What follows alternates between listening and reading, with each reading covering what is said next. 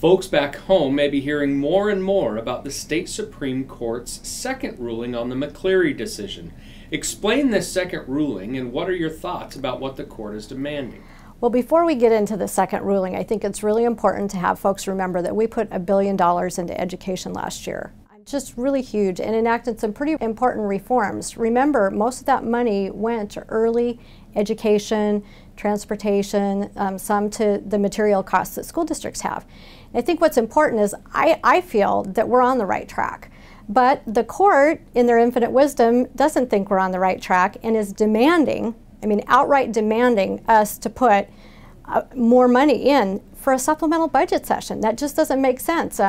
You know, we've gone through the recession. We haven't had many true supplemental budgets, but for folks, that's the second year in our biennium where it's really about adjusting caseloads, maybe doing some emergency things, but it's really not the focus like the large budget year where you actually really significantly get in and discuss budgeting and new programs and increased funds.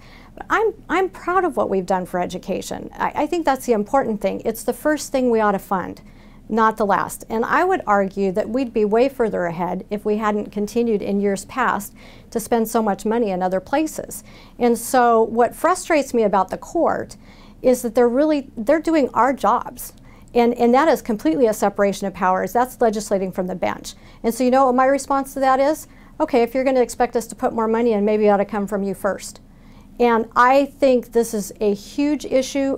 One of the Supreme Court justices, Johnson, dissented, and he said, you're really getting into areas that you ought not to. Our Constitution set the executive branch, the judicial branch, and the legislative branch, and each one has specific separate powers. I don't think the court would want us to be making judicial decisions for them, much like they're trying to make legislative decisions for us.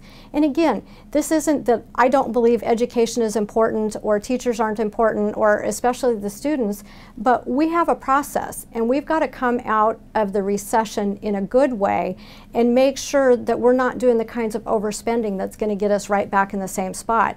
And so we have to be very careful, and that's why I'm cautious about doing any more than we should in a supplemental session.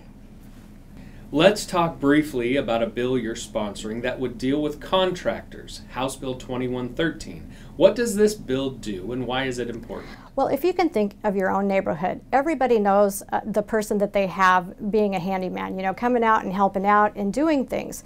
Well, I believe that a handyman, if he has those skills and wants to help support his family, ought to be able to do that and advertise it. The problem is right now is L&I in current law presumes you're a contractor. And so right from the get-go, if you advertise, they're coming after you, and they have. They've come after people in our district for just simply trying to provide money for, jobs for their families and an income for their households. So what my bill does actually is it just says, look, we need to establish that right off the get-go, they're not contractors unless they specifically say they are. And of course, if you falsely say you are, then L&I should rightly come after you.